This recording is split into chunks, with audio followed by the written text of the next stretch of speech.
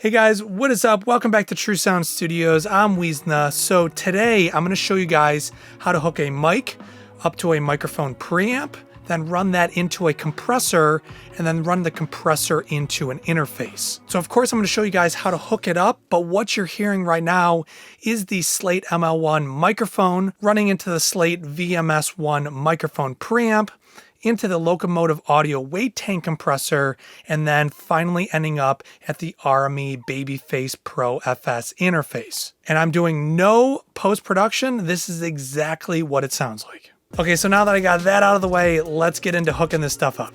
Okay, so let's check out the gear here. So at the very top right, we have the Slate Digital ML1 microphone. Then I'll be using the Slate Digital VMS1 microphone preamp. Then below that is the locomotive audio weight tank compressor.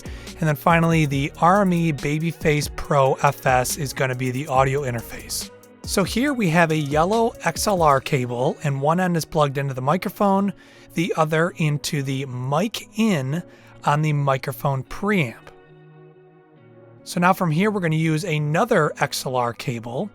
One end is going to go to the line output on the microphone preamp, and then the other connector is going to go into the line input on the weight tank compressor. And now with the use of yet another XLR cable, we're going to go from the line output on the weight tank compressor to the XLR input on the RME interface. Now I'm able to switch that input on my interface in between a microphone input or a line input by simply clicking the pad button on the RME's software. So every interface manufacturer does this differently. Some have a switch on the front, some have software built in.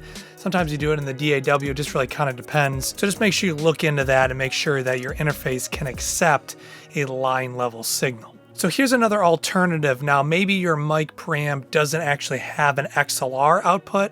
It has a 1/4 inch or a TRS output. Here's another option. So this cable at one end is a 1/4 inch TRS connection and the other is a male XLR connector. So now what we're able to do is plug that TRS connector into the line output on the microphone preamp, and then the other end of the cable goes into the line input on the compressor.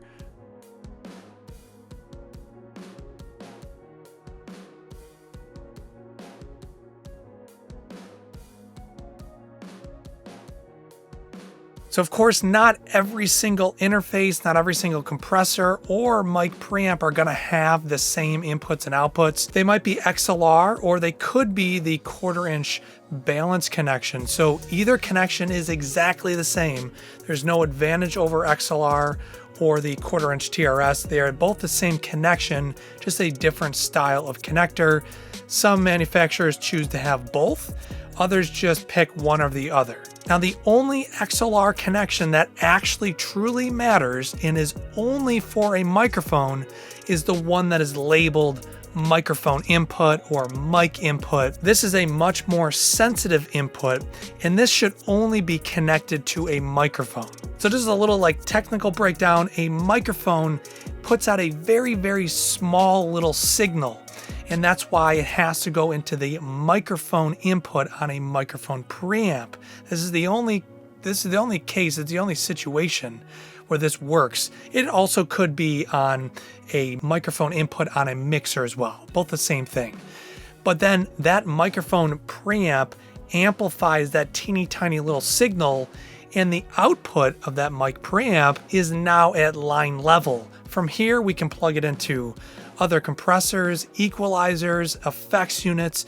These all work at line level signal, which is why from there it really doesn't matter. But that microphone input is the only one that should be connected to a microphone. So that is it, guys. That is how to hook this up. And once again, this is the entire chain, what you're listening to right now. So not only do I make these YouTube videos, but I also do online mixing and mastering. That is my full-time job. That's what I do here at my studio. So if you guys are interested in working together, all the info is in the description box down below. Also, links to all these products will be in the description box down below as well if you guys want to check them out further. So guys, thanks very much for watching. If you guys do have other questions or you want to privately talk to me, Instagram is definitely still the best way to go ahead and do that. You can shoot me a message, videos, pictures. It's really the best way and my favorite way to answer your questions or just to talk about studio stuff. So guys, as always, thank you very much for watching, and I'll see you guys in the next video.